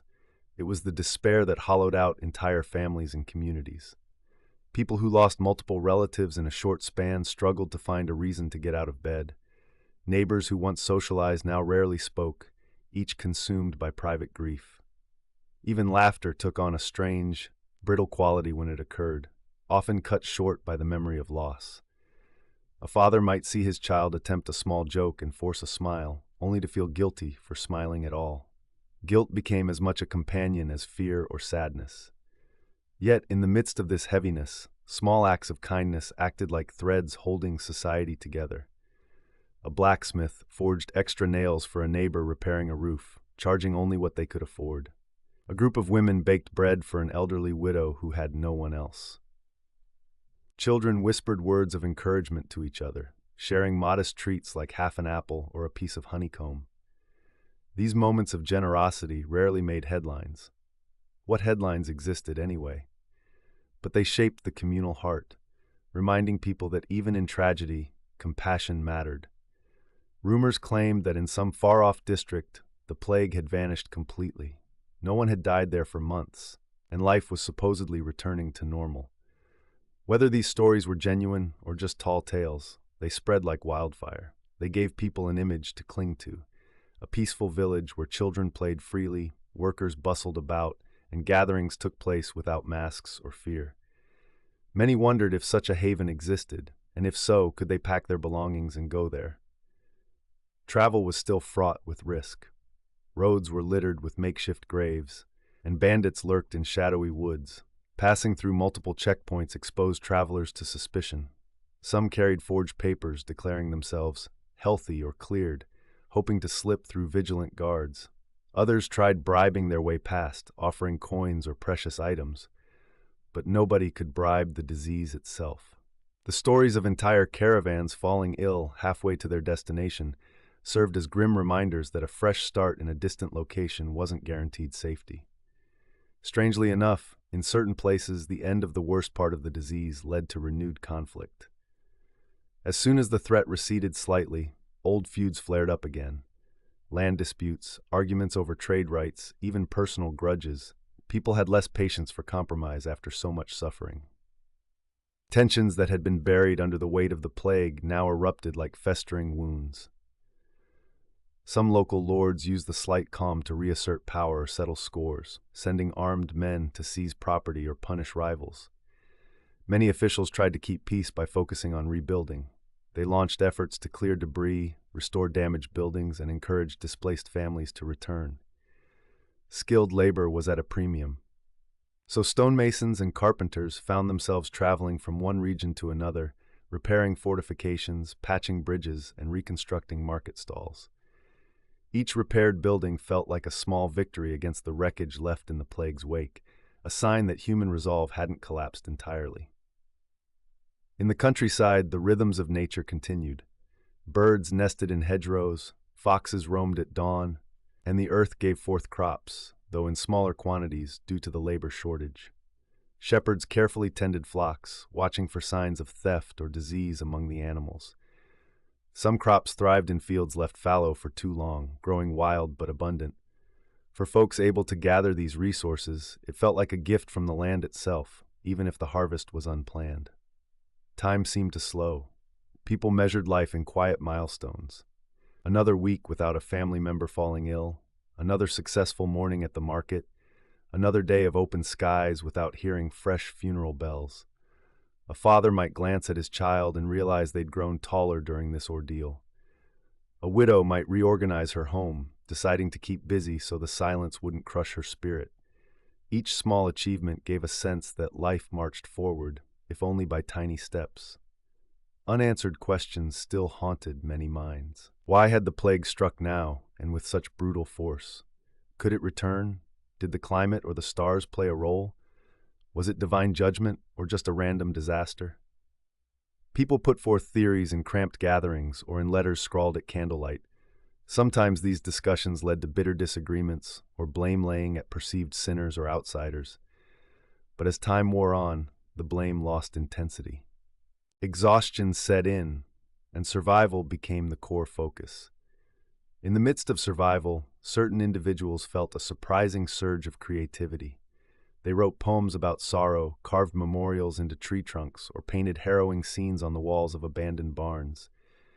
Others turned inward, examining their beliefs and values, coming to new understandings about how to spend their brief, fragile lives. Sometimes these revelations led to major life changes. A merchant giving away his fortune to care for orphans, a noblewoman choosing to work alongside servants in the fields. None of it erased the heartbreak. Those who made it this far lived with a weight in their chest, a knowledge of just how quickly everything could be lost. Yet that very awareness sharpened a sense of gratitude for small joys. Warm sunshine on a chilly morning, the smell of fresh bread baking, the sounds of a lute drifting from a neighbor's window. Even grief-worn faces sometimes lit up at these moments, as though they were peeking through a crack in the endless storm clouds. So the plague's grip loosened in some regions, stayed firm in others, and lingered unpredictably across the landscape. A quiet resilience pulsed beneath the sorrow. Folks couldn't claim victory, not yet, but they no longer reeled in absolute shock either. They had learned painful lessons about unity, hygiene, compassion, and the brittle nature of old hierarchies. Even the act of waking up each morning felt like an accomplishment, a slow push against the weight of despair. With each passing day, a question circled in every mind.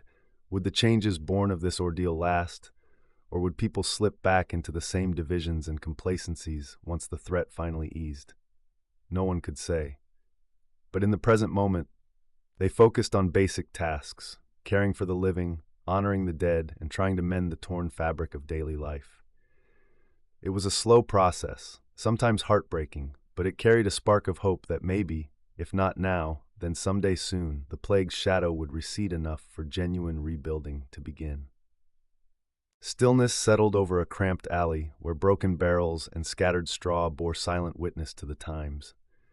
A cat wandered across the stones, tail flicking, its ears perked at the slightest noise. Above, a few gray clouds drifted past the sun, painting flickers of light against the weathered walls. Once, this narrow lane might have buzzed with chatter, tradesmen hauling crates, children dashing about, neighbors pausing for gossip. Now, each footstep was measured, each glance wary, haunted by everything that had happened. Fires still burned in hearths across town, more for comfort than warmth. Many families found solace in a steady flame, a reminder of life's small certainties. The hiss of burning logs, the soft glow on tired faces, these simple details took on a new meaning. Even the act of gathering firewood demanded caution. No one wanted to wander too far beyond the settled paths, not with stories of bandits and of travelers who vanished without a trace. Rumors were as rampant as ever, offering no real clarity on who or what lurked in the shadows. Behind shuttered windows, people tried to rebuild routines. Those well enough in health swept floors, cooked meager meals, or repaired torn garments. They talked in hushed voices about how to secure better sanitation for the future, perhaps deeper wells, cleaner streets, safer handling of refuse. A blacksmith's apprentice, hardly more than a boy, hammered nails in his master's stead, eyes fixed on the sparks flying from each strike. In the next block, a seamstress trained her daughter to patch holes in linen, every stitch a small stand against the chaos that had consumed their daily life. New local leaders emerged in pockets of the city. Some were chosen by the people, recognized for their level-headed decisions amid crisis. Others simply seized control by force, filling the vacuum left by officials who had fled or perished. Communities organized small watch groups to discourage looting and break-ins. At night, these groups patrolled with torches or lanterns, their footsteps echoing on deserted streets. They weren't always successful, but their presence at least deterred some criminals who preyed on weakened neighborhoods. Farther out, near the city gates, a ragged line formed at dawn. Men, women, and children awaited inspection before being allowed inside. Some carried makeshift passes scrawled by local officials in other towns. Others had nothing but their word, insisting they were healthy and only seeking work or supplies. Guards stood by with grim expressions, scanning for signs of lumps or severe coughing. If anyone showed the faintest symptom, they were told to turn back. It was harsh, but fear drove these measures. A single slip-up could spell disaster for those within the walls, who had already suffered so much. Along the highways that connected various regions, caravans inched forward under guard. Each wagon carried essential items: grain, salt, sometimes medicinal herbs. Drivers had to produce proof they came from a place with minimal infection. Even then, townspeople often watched them unload from a distance, wary of fleas or contaminated cargo. The moment the goods were offloaded, locals would sprinkle vinegar or wash them with hot water. It was a clumsy system, but each step felt necessary. Nobody wanted to repeat the horrors of the earlier outbreaks. In some villages, folks gathered for outdoor gatherings, keeping distance but still finding a way to celebrate small victories. A robust harvest, a wedding between two survivors, or a newborn child, these occasions offered a fragile sense of normalcy. People sang songs that mixed gratitude with lingering sorrow. Children chased each other around wooden benches, giggling in the glow of the setting sun. Others stood back, arms folded, hearts too heavy to rejoice after losing so much. But the presence of any laughter at all was remarkable, like a fresh breeze cutting through stale air. Many who recovered from the sickness bore scars, some physical, others emotional. A once strong laborer might now have a hacking cough that never fully went away. A mother who lost several children might find it hard to speak without tears. These individual wounds wove into the wider fabric of survival. Communities were patched together by grief, yet that shared grief sometimes led to stronger bonds. Neighbors who had once been strangers now checked on each other daily, offering a bowl of soup or a simple, "How are you holding up?" Children's games changed in subtle ways. No longer were they encouraged to cluster in large, loud groups. Instead, they invented quieter pastimes in smaller circles. They hopped on stepping stones, staying mindful of personal space. Some turned chores into play, racing to gather firewood or to fill water buckets, seeking a sliver of joy in tasks made urgent by crisis. In rare moments, their laughter soared above fences, piercing the gloom. Adults listened, a bittersweet ache in their chests, remembering the innocence that felt so distant. As the plague's immediate grip loosened here and there, people began to notice strange new dynamics in the workforce. Skilled artisans who survived found themselves in high demand. Masons, carpenters, bakers, all could negotiate better wages. Lords who had once dictated terms now had to bargain carefully, since rebuilding entire estates or towns depended on these workers. The laborers, for their part, walked a fine line. They needed compensation, but pushing too hard could invite retaliation. Still, the shift in power was impossible to miss. Some said it was the first sign that old social hierarchies were cracking. Religious communities also experienced a shift. Where once large monasteries and cathedrals had commanded reverence, many now lay half empty. Some monks and nuns had died nursing the sick, others had fled. Smaller chapels led by local clergy took on greater significance. People craved comfort without the rigid formalities that once dominated worship. Community members gathered under simple roofs, sometimes in barns, to offer prayers, share stories of loss, and find the collective strength to keep going. Priests who survived did their best to adapt, mixing older rituals with practical counsel, instructions for cleaner living, wise resource management, and unwavering compassion. In the countryside, a new sense of caution colored daily life. Villagers who relied on traveling merchants or seasonal workers tried to screen visitors. They demanded references or letters of health. Sometimes they performed odd rituals, like waving herbs in the air around the newcomer, or demanding the person wash in a designated stream before entering. These traditions blended superstition with genuine concern for hygiene. Though crude, they gave people a sense of control in a situation that once felt utterly uncontrollable. The pursuit of knowledge took on an urgent tone. Scholars who had once debated lofty theories in grand halls now focused on practical needs. They tested herbal remedies with more systematic methods. Some documented patterns of spread, drawing maps and making charts. They traced how certain tradespeople, such as tanners or fishermen, seemed more or less prone to infection. It was guesswork at times, but a sense of proto-scientific inquiry took root, fueled by the desperate need to understand how the plague operated. These efforts often clashed with strict traditionalists who saw the disease as purely spiritual punishment. But necessity pushed many to explore new ideas, however controversial. Elsewhere, darker impulses still plagued the collective mind. Groups of zealots roamed from village to village, proclaiming punishment for supposed sin. They performed loud processions, whipping themselves, chanting that only through extreme penance could the plague finally end. Some villagers found it heartbreaking, others found it alarming. In certain places, these fanatic crowds stirred up violence, scapegoating innocent people who had done nothing but try to survive. Towns with strong watch groups often turned these mobs away at the gates, preferring to handle their troubles with reasoned measures instead of wild fervor. A subtle form of isolation remained in many hearts. Even when conditions improved, a father might hesitate to let his children play with others. A merchant might double-check every container for rat droppings or fleas before unloading. People kept their distance during casual greetings. Gestures of warmth, hugging, handshakes, kisses on the cheek, remained rare. Where these customs did appear, they were done with a trembling sense of risk. Some parted ways with a vow, "Be well. May we meet again under better skies." Nightfall often brought the worst memories back. Dreams replayed the worst days. Wagons of the dead, frantic cries, rows of new graves. Survivors tossed in their beds, waking soaked in sweat. Others lay awake, fearing the return of symptoms in themselves or loved ones. The quiet rustle of a stray cat outside could send shivers down their spines, reminding them of the thousands of rats that once scuttled through alleys, carrying an unseen threat. Sometimes the simplest shift in weather, a sudden cold wind or a wave of humidity, would trigger a wave of anxious speculation.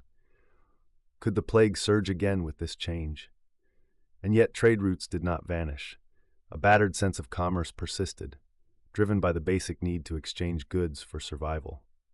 Furs from the north, salt from coastal towns, spices from distant lands, all still found their way into the patchwork of markets, though in smaller quantities and at unpredictable intervals.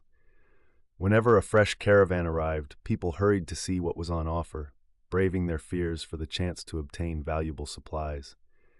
Guards and healers often inspected the goods, giving cautious nods if everything seemed in order.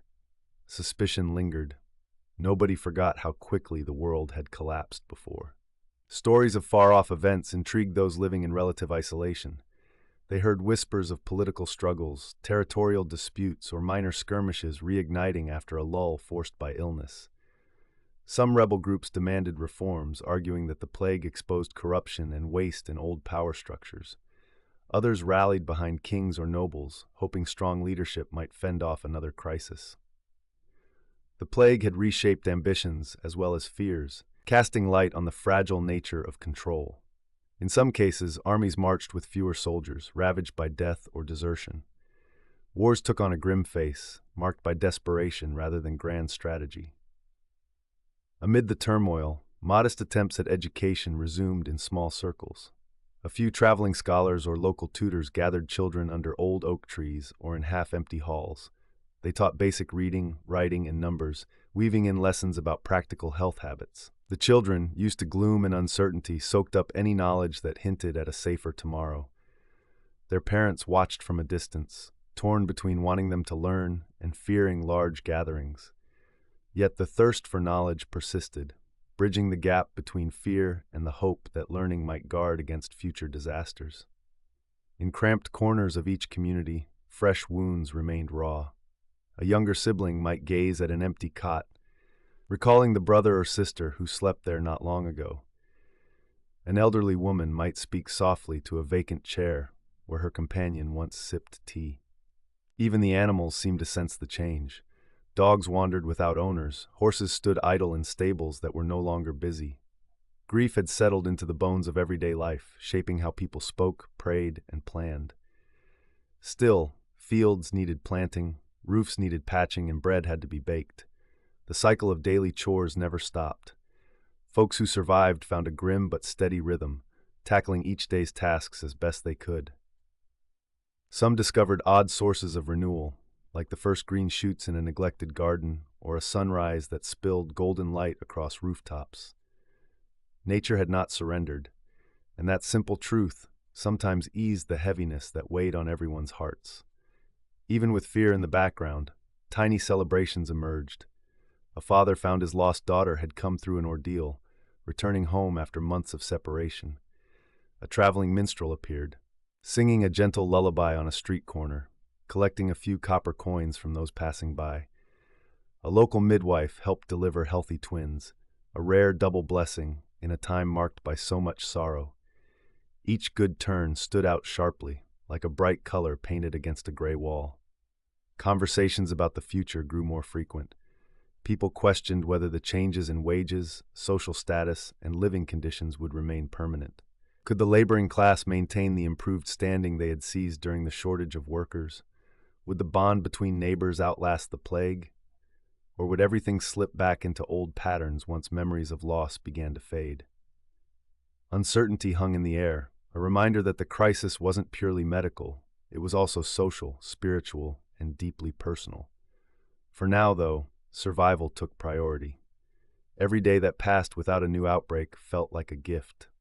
Families watched their children grow taller, fed them from whatever reserves the land provided, and prayed in their own ways that those children might see a future free from the terror that had gripped the world.